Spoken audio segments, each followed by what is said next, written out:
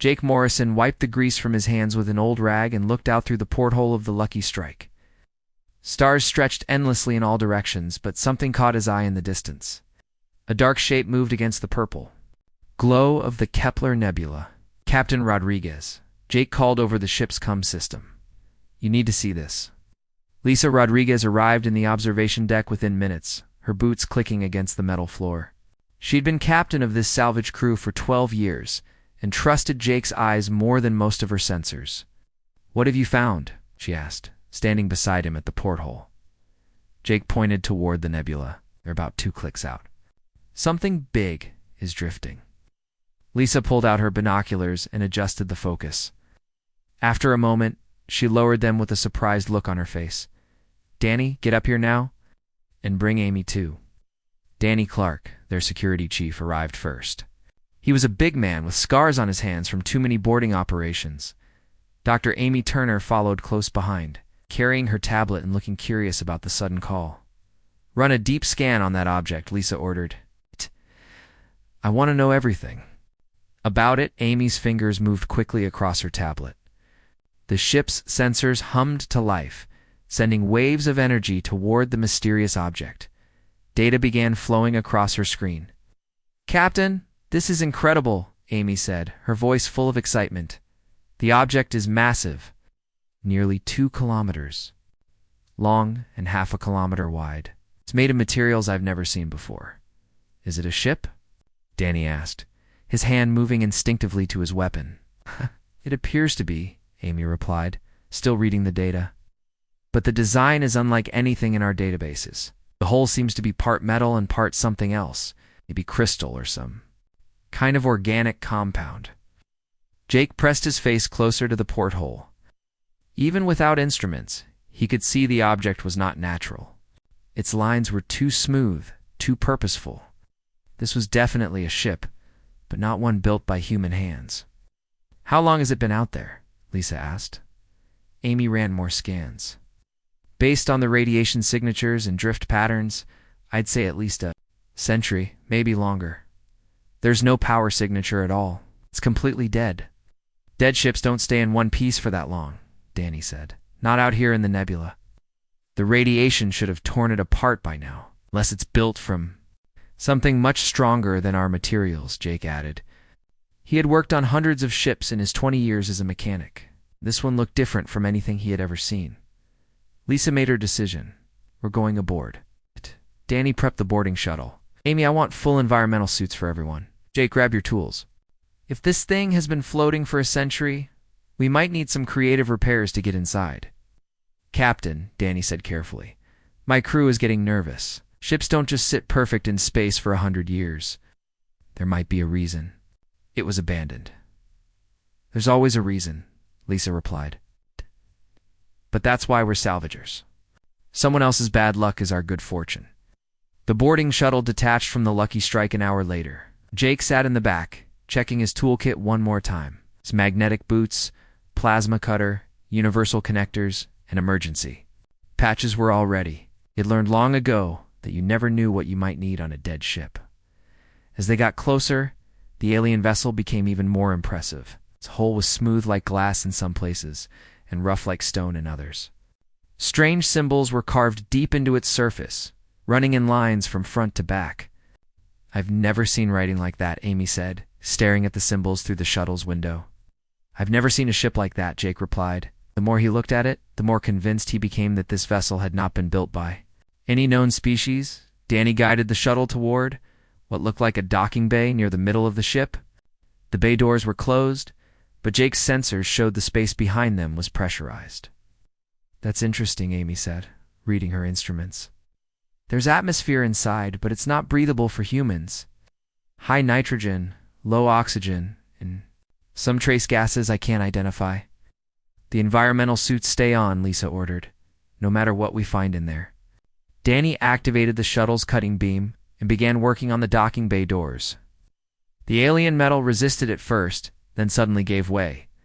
The doors slid open with a grinding sound that carried through the shuttle's hull inside the docking bay. Emergency lights flickered weakly.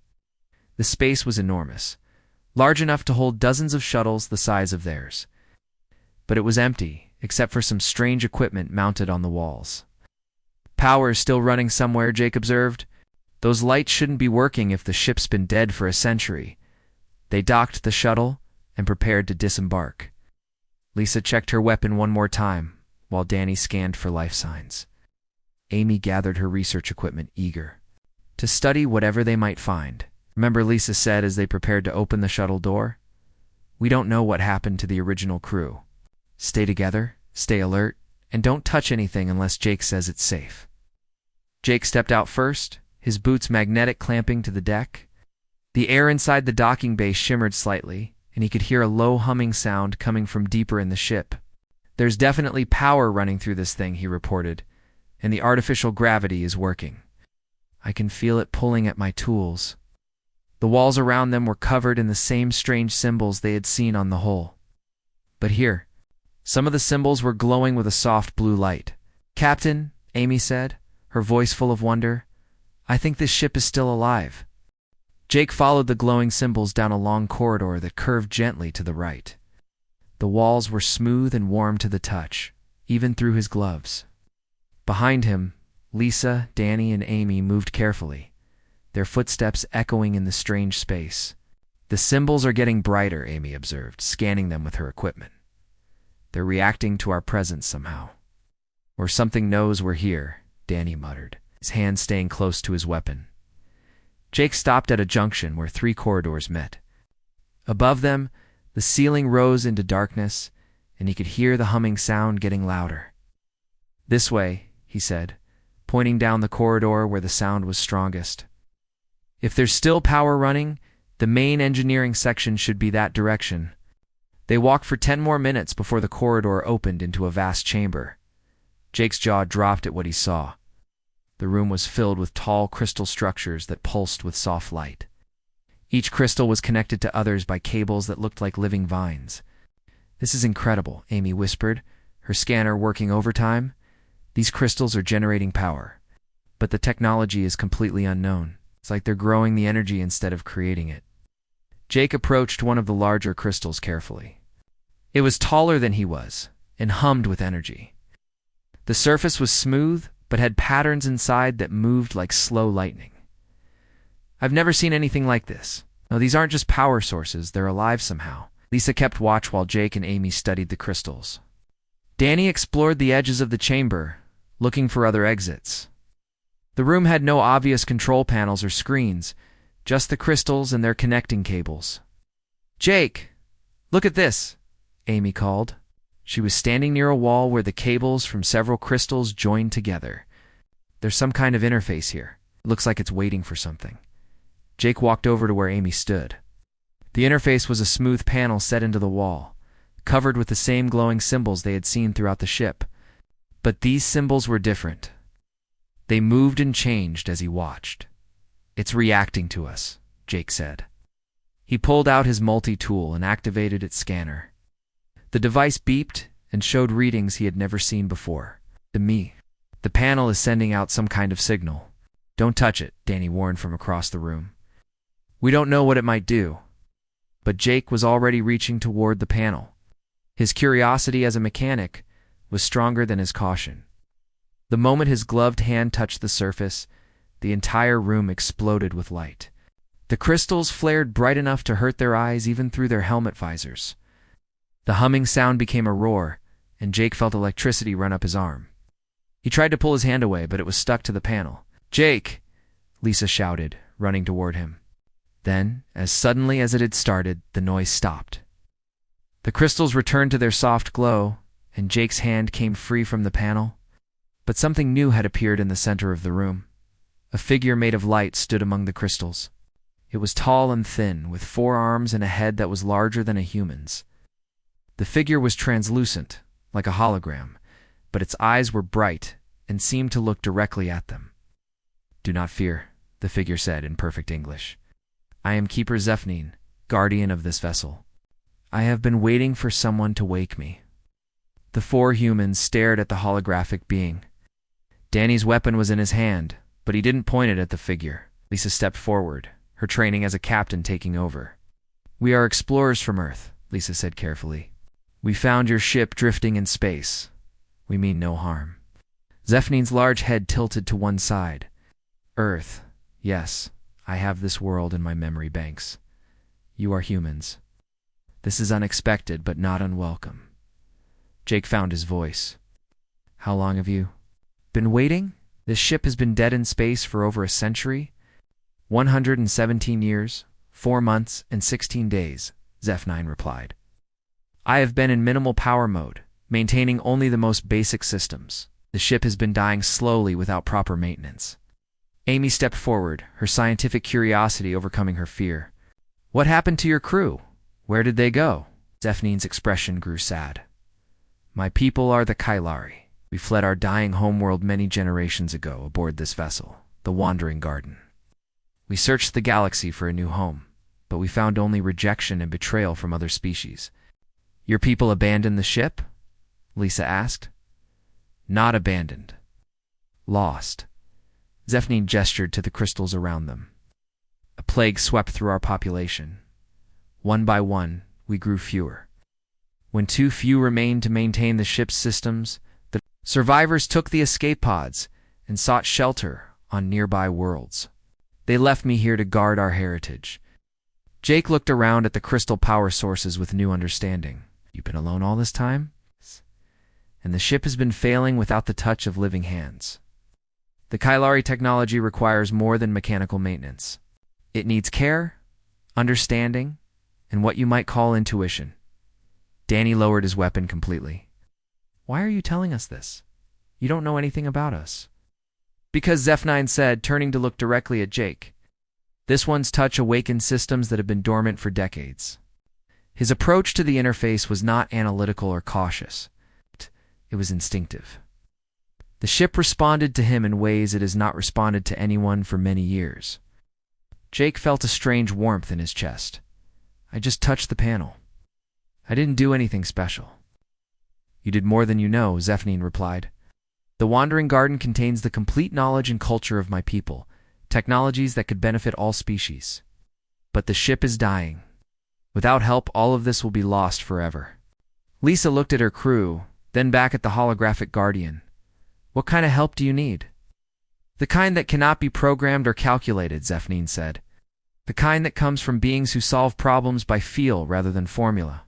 The kind that I believe humans possess." Jake stepped closer to the nearest crystal. It pulsed brighter as he approached. "You want us to help repair your ship?" "I want you to help me save my people's legacy," Zeph9 replied. "But I warn you, it will not be easy. Kailari technology is unlike anything in your experience. It requires partnership between living beings and living machines." Amy was already taking readings of everything around them. "Living machines?" "The Wandering Garden is not just a ship," Zeph9 explained. "It is a garden, a library, a home, and a living entity. To repair it, you must understand it. And to understand it, you must become part of it." Jake looked at the crystal again, then at his companions. "How do we start?" Zeph9 led them deeper into the ship through corridors that seemed to breathe. The walls pulsed gently with the same rhythm as the crystals in the power chamber. Jake noticed that his footsteps made different sounds depending on where he walked, as if the floor was adjusting to his weight. "The ship is responding to you," Zeph9 observed, watching Jake walk. "It has not done this since the last Kailari engineer died 43 years ago." They entered a new section where broken cables hung from the ceiling like dead vines. Several crystal formations had gone dark, and the air felt colder. Jake could see immediately what was wrong. "The connections are failing," he said, pointing to where a thick cable had split apart. "The power isn't reaching these sections." Correct. Zephanine replied, "I've tried to repair these systems many times, but my efforts always fail. The ship requires organic touch for proper healing." Amy scanned the damaged area with her equipment. "These cables aren't just metal. They have organic components mixed in. It's like they're part plant, part machine." Jake knelt down and examined one of the broken cables closely. The inside was filled with threads that looked like muscle fibers, but they glowed faintly with electrical current. "This is incredible. It's like the ship grows its own wiring." "The Kailari learned long ago that pure technology fails," Zeph9 explained. Living systems adapt and heal themselves. Our ships were grown as much as they were built. Danny kept watch while Jake worked. Can you fix it? Jake pulled out his tools and studied the problem. The standard approach would be to cut away the damaged section and splice in new cable. But he had no replacement cable that would match this organic technology. I need to try something different, Jake said. He took a small emergency patch from his kit, designed to seal hull breaches. Instead of using it as intended, he carefully wrapped it around the damaged section of cable. That will not work, Zeph9 said. Your technology is incompatible. With ours? Maybe, Jake replied. But sometimes incompatible things can work together if you give them a chance. He activated the patch, which was designed to form an airtight seal by bonding with whatever it touched. But instead of just sealing the break, something unexpected happened. The patch began to glow with the same light as the organic cable. Impossible, Zeph9 whispered. The broken cable ends reached toward each other through the patch, like plants, growing toward sunlight. Within minutes, they had connected completely. Dark crystals in this section began to pulse with life again. How did you know that would work? Amy asked, staring at the repair in amazement. Jake shrugged. I didn't. But the ship felt like it wanted to heal itself, just needed something to bridge the gap. They spent the next 3 hours moving through the ship, while Jake made similar repairs. Each time he used human technology in ways it was never designed for, but somehow it worked. A magnetic clamp became a support for a failing power junction. Wire from his toolkit helped reconnect broken sensor networks. Even his emergency rations, when mixed with water, created a paste that helped seal cracks in the organic hull sections. This is remarkable, Zeph9 said as they watched another section of the ship come back to life. You are not following any logical repair protocol, yet your success rate is perfect. Logic isn't everything, Jake replied. Sometimes you have to feel what the machine needs instead of thinking about what the manual says. Lisa had been quiet during most of the repairs, but now she spoke up. Zeph9, you said this ship contains your people's knowledge. What exactly does that mean? The holographic guardian gestured for them to follow him to a new area. They walked through several restored sections where the walls now glowed warmly and the air hummed with healthy energy. Finally, they reached a vast chamber filled with more crystals than they had seen anywhere else. This is the archive core, Zeph9 announced. It contains the collected knowledge of the Kailari civilization. Science, art, philosophy, technology, and the genetic patterns of all life from our homeworld. Amy's eyes went wide. Genetic patterns? You mean DNA samples? More than samples, Zeph9 replied. Complete biological templates that could recreate entire ecosystems. My people were gardeners as much as explorers. We carried life with us wherever we went. Jake approached one of the archive crystals. Like the others, it responded to his presence by glowing brighter. But this time, images began to appear in the crystal's surface. He saw alien forests with trees that sparkled like jewels, oceans filled with creatures that swam through liquid light, and cities that grew from the ground like massive flowers. Your homeworld was beautiful, Jake said softly. It was, Zeph9 agreed. It could be again somewhere else. The Kailari dreamed of finding a world where we could plant these seeds and watch our civilization bloom once more. Danny studied the archive with professional interest. This knowledge must be incredibly valuable. Is that why your people were rejected by other species? Partly, Zeph9 replied. Many species saw us as a threat. Others wanted to steal our biotechnology for their own purposes. Some simply feared what they did not understand. Amy was taking readings of everything around them. The information density in these crystals is incredible. Each one must contain more data than our entire ship's computer system. The complete archive contains the equivalent of several billion books, Zeph9 confirmed. But it is more than just information. The knowledge is interactive, alive, learns and grows based on who accesses it. Jake felt a strange connection to the crystal he was touching. For a moment, he could almost understand the alien writing that flowed across its surface. He could sense the vast intelligence contained within, waiting to be shared. "Why are you showing us this?" Lisa asked. "You barely know us." Because Zeph9 replied, "This human has already proven something important. His repairs work not because he understands our technology, but because he understands the spirit behind it. The Kailari believe that all technology should serve life, not control it." Jake pulled his hand away from the crystal, but he could still feel its warm presence in his mind. "What happens now?" Zeph9 said. "We discover if humans and Kailari knowledge can truly work together.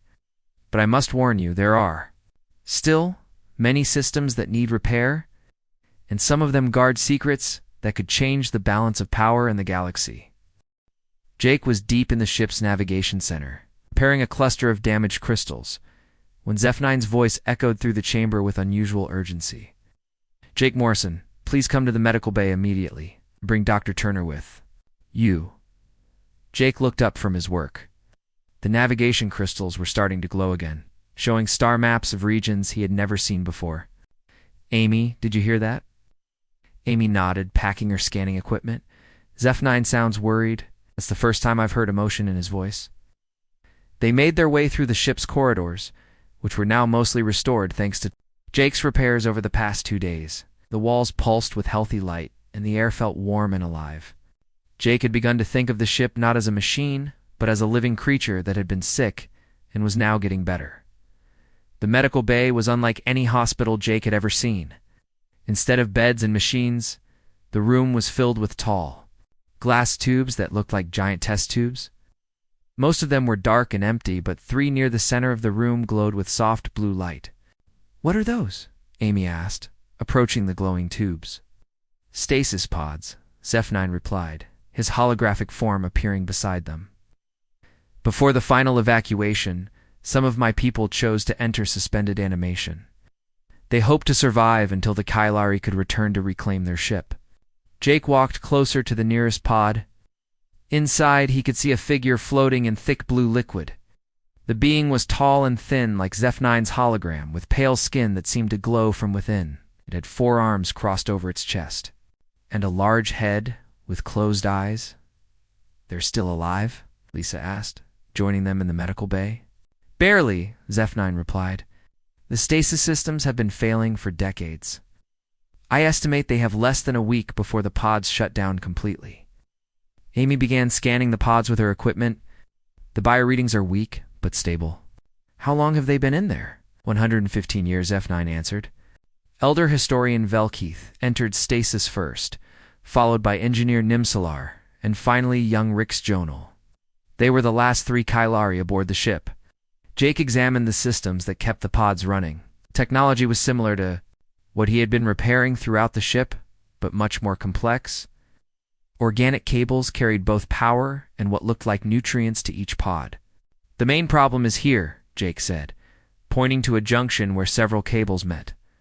"The distribution system is failing. Each pod needs a specific mixture of power and nutrients, but the system can't maintain the balance anymore."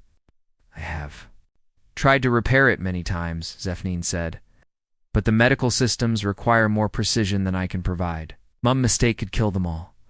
Amy studied her scanner readings. "The beings in the pods are suffering from system failure. Their bodies are slowly shutting down." Jake looked at the 3 sleeping Kailari and felt a weight of responsibility settle on his shoulders. These were the last survivors of an entire species, and their lives depended on his ability to fix a medical system he barely understood. "Can you walk me through how the system is supposed to work?" Jake asked CEPH-9. The AI Guardian began explaining the complex process.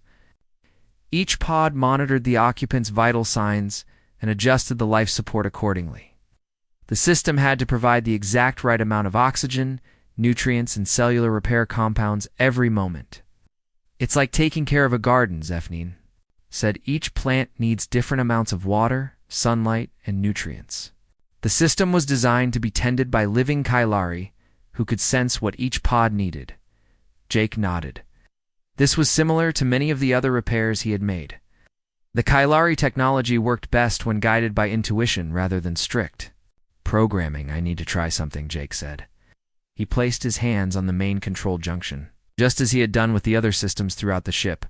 The moment his hands touched the organic controls, Jake felt a rush of information flow through him. He could sense the 3 sleeping Kailari, their life signs weak, but still fighting. He could feel their individual needs, as different as 3 different types of plants. Remarkable, Zeph9 whispered.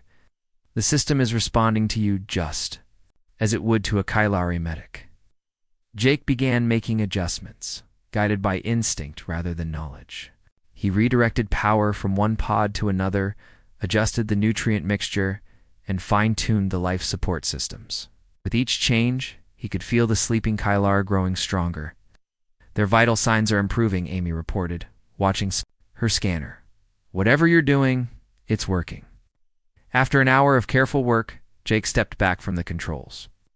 The 3 pods were now glowing brighter, and he could see that the figures inside looked more peaceful. They are stable, Zeph9 confirmed. For the first time in decades, they are truly healing instead of just surviving. How long before they can wake up? Lisa asked. The revival process takes time, Zeph9 replied. Their bodies need to slowly readjust to consciousness. I estimate 12 hours before it is safe to wake them. Jake looked at the 3 sleeping Kailari with a mixture of excitement and nervousness. What will they think of us? Aliens aboard their ship. That depends on how we present ourselves, Zeph9 said. The Kalar have learned to be cautious. They have been betrayed before. By species that seemed friendly, Amy was still taking readings. Their brain activity is increasing. They might be dreaming. What are their names again? Jake asked. Velkeith is the eldest, Zeph9 replied, indicating the figure in the first pod. She was our chief historian and keeper of cultural knowledge. Nimsalar is our most skilled engineer. She designed many of the ship's systems. And Rick Stronel was barely an adult when she entered stasis. She was training to be a gardener. Danny had been quiet during the medical work, but now he spoke up. What happens when they wake up? They have any reason to trust us? That, Zeph9 said, will depend on how well we can prove that humanity is different from the other species the Kailari have encountered. Jake looked at his hands, still tingling from the connection to the medical system. How do we do that? Continuing to be yourselves, Zeph9 replied. Your approach to our technology has been unlike anything I have experienced. You treat the ship not as a machine to be controlled, but as a living being to be cared for. Amy finished her scans and packed her equipment. The revival process is automatic now. There's nothing more we can do except wait. Jake nodded, but he couldn't shake the feeling that waking the 3 Kailari would change everything. They were about to meet the last survivors of an ancient civilization, and he hoped humanity would prove worthy of their trust. The first Kailari to wake was Velkeith. Jake watched through the transparent wall of the stasis pod as her large eyes opened slowly. The blue liquid around her began to drain away, and mechanical arms gently lifted her from the pod onto a soft platform that rose from the floor. Stay back, Zeph9 advised the humans. Let me speak to her first. We'll be confused and possibly frightened. Velkeith coughed and gasped as her lungs adjusted to breathing air again. Her pale skin was wrinkled from the long time in the liquid, and her forearms shook as she tried to sit up. When she saw Zeph9's holographic form, her eyes filled. With tears, Keeper, she whispered in a voice like wind through leaves. How long? 115 years, Elder Zeph9 replied gently. The ship has been repaired. We have visitors. Velkeith's head turned slowly until she saw the 4 humans standing nearby. Her expression changed from relief to fear, and she tried to move away from them. Peace, Elder, Zeph9 said quickly. These are not like the others. Heal the ship, humans, Velkeith said, recognizing their species. Her voice carried both curiosity and wariness. From the small blue world. Why are you here? Lisa stepped forward carefully, keeping her hands visible and making no sudden movements. We found your ship drifting in space. We came aboard to explore. But when we learned about your situation, we wanted to help. Help? Velkeith repeated, as if the word was strange to her. Others have offered help before. They took our knowledge and left us to die. Jake felt compelled to speak. We're not here to take anything. Your ship was dying, and we've been trying to fix it. Velkeith looked at Jake with sharp intelligence. You are the one who touched the ship's heart. I can sense it on you. Ship's heart? Jake asked. The connection between living mind and living machine, Velkeith explained. It marks those who have true understanding. The second pod opened, and Nimsalar emerged. She was shorter than Velkeith, but moved with the confidence of someone who understood machinery. Her eyes immediately went to the medical equipment around them. The systems have been modified, she observed, studying the changes Jake had made. These repairs are not Kylari work, yet they function perfectly. The human Jake Morrison performed. The repairs, Zephnin explained. His methods are unconventional, but effective. Nimsalar walked over to examine Jake's work more closely. She ran her hands over the connections he had made, testing their strength and stability. Impossible, she murmured. These materials should not be compatible with our biotechnology. That's what everyone keeps saying, Jake replied. But the ship doesn't seem to care about compatibility. It just wants to work. The third pod opened, revealing Rix Jonal.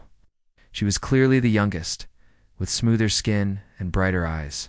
As she stepped out of her pod, she looked around in wonder rather than fear. The ship feels alive again, she said with obvious joy. I can hear it singing. Singing? Amy asked, curious about this observation. All living ships sing. Rix Jonal explained, it is how they express their health and happiness. This ship has been silent for so long I thought it had died. Velkeith struggled to stand, and Danny moved forward to help her. She flinched at first, then allowed him to steady her with his strong hands. You show kindness to a stranger, she observed. This is also unusual. Where we come from, helping others is normal, Danny replied simply. The three Kylari spent the next hour examining the repairs Jake had made throughout the medical bay. They spoke among themselves in their own language, their voices like musical instruments playing together. Finally, Velkeith turned to face the humans. You've done something remarkable here, she said. Not just the technical repairs, but the spirit behind them. You have treated our ship as a living being rather than a machine to be exploited, because that's what it is, Jake said. The ship has been trying to tell us that from the beginning. Nimsalar nodded approvingly. Most species see our biotechnology as either primitive or magical. They do not understand that it requires partnership between mind and machine. We would like to learn, Amy said eagerly.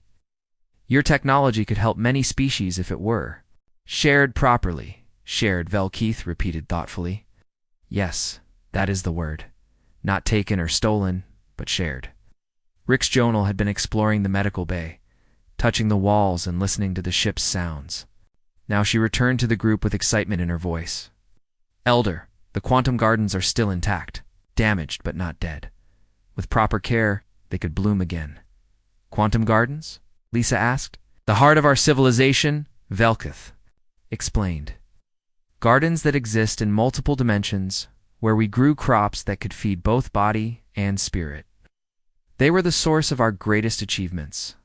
Zephnin projected a holographic image showing a vast chamber filled with plants that seemed to glow with inner light. The image was beautiful, but also clearly showed damage and decay.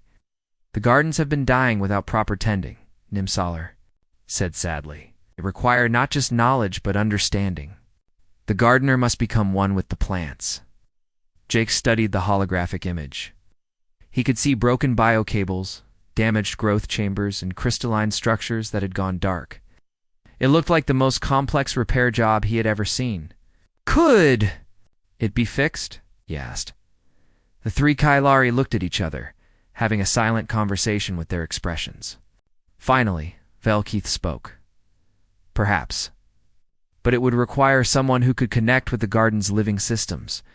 Someone who understands that growth cannot be forced, only guided. Someone like Jake, Rix Jonal added, looking directly at him. Jake felt the weight of their expectations. I don't know anything about gardening. I'm just a mechanic. The best gardeners often are, Velkeith said, with what might have been a smile. They understand that every living thing, whether plant or machine, needs the right balance of care and freedom to grow. Nimsalar stepped forward. If you can restore the quantum gardens, you will prove that humanity can be trusted with our greatest secrets. But the task is dangerous. The gardens contain energies that could destroy this entire sector of space if mishandled. Jake looked at his human companions, then back at the three Kailari. The decision felt bigger than just repairing another system.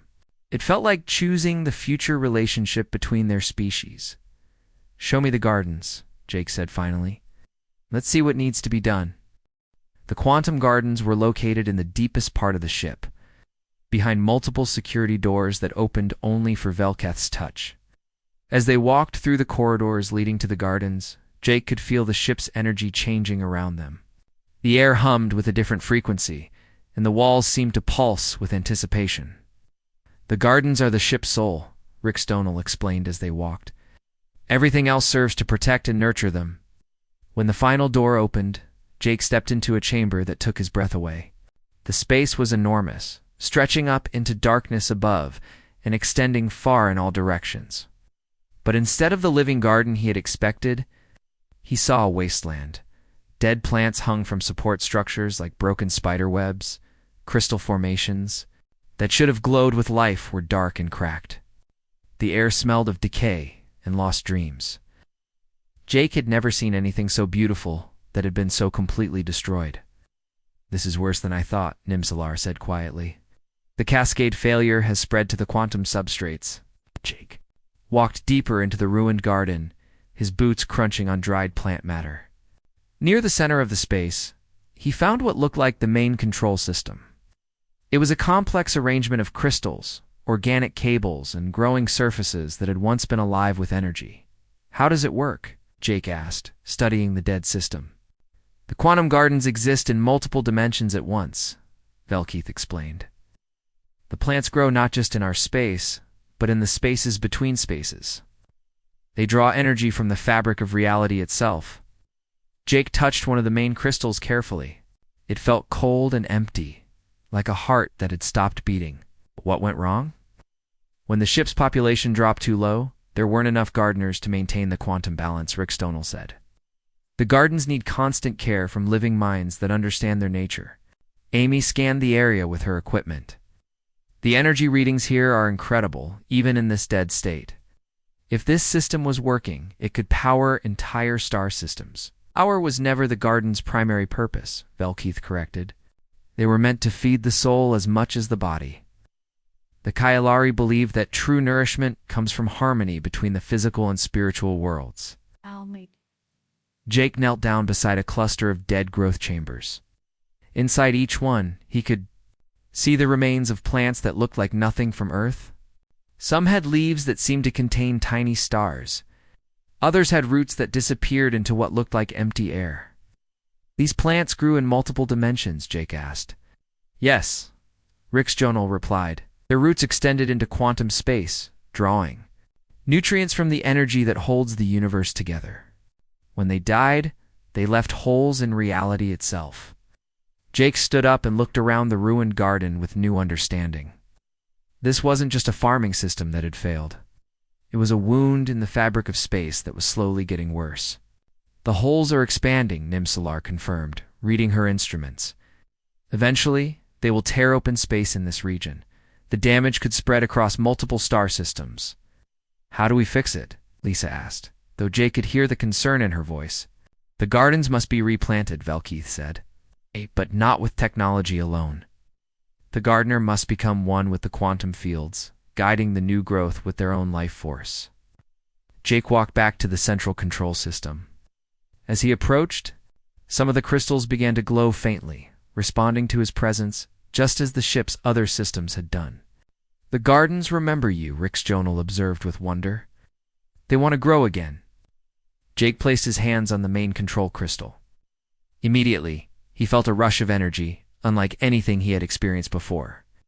He could sense the damaged quantum fields around him, the tears in reality that the dead plants had left behind. But he could also sense something else, potential for new growth. "I can feel it," Jake said, his voice filled with awe. "The spaces where the plants used to grow. They're like empty rooms waiting for new life." "You must be very careful," Velkeith warned. If you make a mistake, the quantum cascade could destroy everything in this sector of space. Jake nodded, but he felt more confident than afraid. The garden wanted to live again. He could sense its desire for growth, for harmony, for the return of life to the dead spaces. He began working slowly, using his intuition to guide the ship's systems. Instead of trying to replant the entire garden at once, he focused on one small section. He coaxed energy into the growth chambers, awakened dormant seed pods, and carefully opened tiny windows into quantum space. The first new plant sprouted after an hour of careful work. It was small and simple, with leaves that sparkled like diamonds. But as it grew, Jake could feel the quantum fields around it stabilizing. It's working, Amy said, watching her scanners. The energy readings are smoothing out. Encouraged by the success, Jake continued working. One plant became 2, then 5, then dozens. Each new growth helped stabilize the quantum fields and made the next plant easier to grow. In amazement, as their gardens slowly came back to life, "This should not be possible," Nimsalar whispered. "You have no training in quantum gardening. How do you know what to do?" "I don't know what I'm doing," Jake admitted, still focused on his work. "I just listen to what the garden needs and try to help." By the time he finished, a full day had passed. The quantum gardens were not yet restored to their full glory, but they were alive and growing. The tears in space had been healed, and new plants reached their roots into dimensions that human science barely understood. Jake stepped back from the control system, exhausted but satisfied. Around him, the garden hummed with healthy life. The air smelled of growing things and infinite possibility.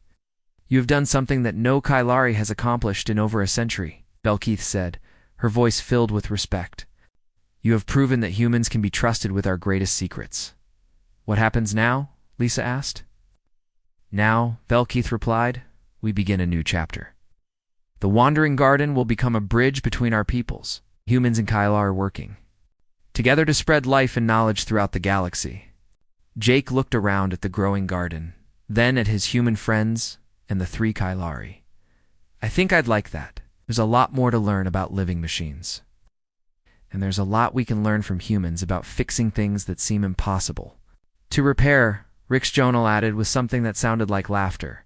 6 months later, the Wandering Garden had become the most famous ship in known space. Jake served as its chief engineer, working alongside Kailari specialists to train new crews in the art of quantum gardening. The ship traveled from world to world, sharing knowledge and helping other species develop their own living technologies. And in the quantum gardens, plants from 100 worlds grew together in harmony, their roots reaching into the spaces between spaces, drawing life from the very fabric of the universe itself.